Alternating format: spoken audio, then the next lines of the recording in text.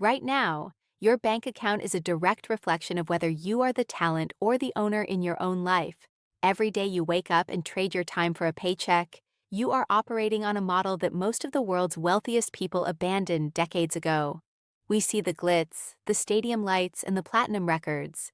But behind the curtain of the most successful female artist of our generation lies a cold, calculated financial blueprint that has nothing to do with singing and everything to do with capital allocation. If you think becoming a millionaire is about working harder at your 9 to 5, you are missing the monumental shift that took a girl from Houston and turned her into a billionaire mogul.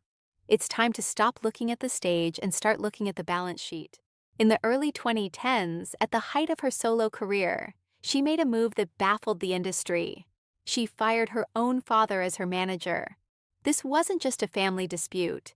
It was a hostile takeover of her own destiny. She realized that as long as someone else was holding the clipboard, someone else was taking a 20% cut of her gross. She founded Parkwood Entertainment, her own management and production company, effectively becoming her own boss, her own label, and her own promoter. Here at Money Facts USA, we call this vertical integration. In your world, that's the equivalent of realizing that the middleman, whether it's a high-interest credit card company or a predatory investment fee, is eating your future. She didn't want a seat at the table. She wanted to own the table, the chairs, and the building they were sitting in. Think about the Renaissance World Tour. Most artists go on the road and walk away with a fraction of the ticket sales after the promoters, the venues, and the labels take their fees. Because she owned the production through Parkwood, she captured an estimated 80% of the profit.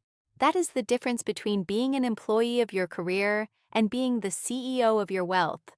When you look at your 401k or your brokerage account, are you paying 1% or 2% in hidden management fees?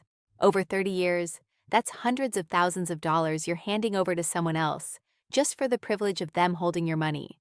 You have to start auditing your life with that same level of ruthlessness.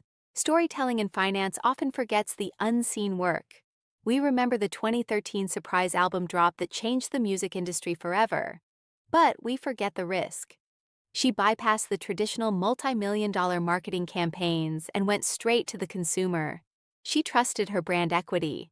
In U.S. tax law and business strategy, we see this as lowering the customer acquisition cost. For you, this means building a personal brand or a skill set so valuable that opportunities come to you, rather than you spending your life chasing them.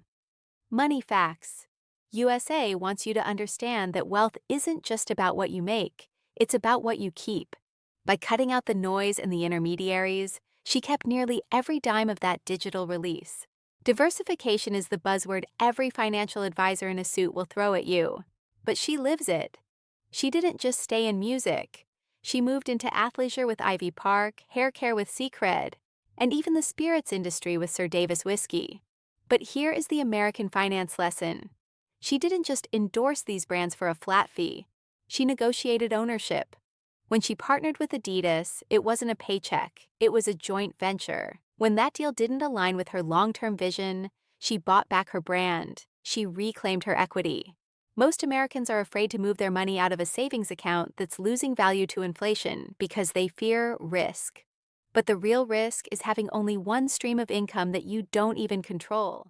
You need to start viewing your household as a corporation. Your salary is your revenue, but your investments are your research and development. She famously said she's never satisfied and never feels like she's arrived. That is the mindset of compounding interest. Every dollar she earned in the early 2000s wasn't spent on lifestyle creep. It was reinvested into the next era. In the United States, we have the most powerful wealth-building tool in history, the stock market. Yet many people treat it like a casino. She treats her career like a diversified portfolio. Some high-growth tech, innovative albums, some steady income real estate, her massive property holdings, and some private equity, her startups.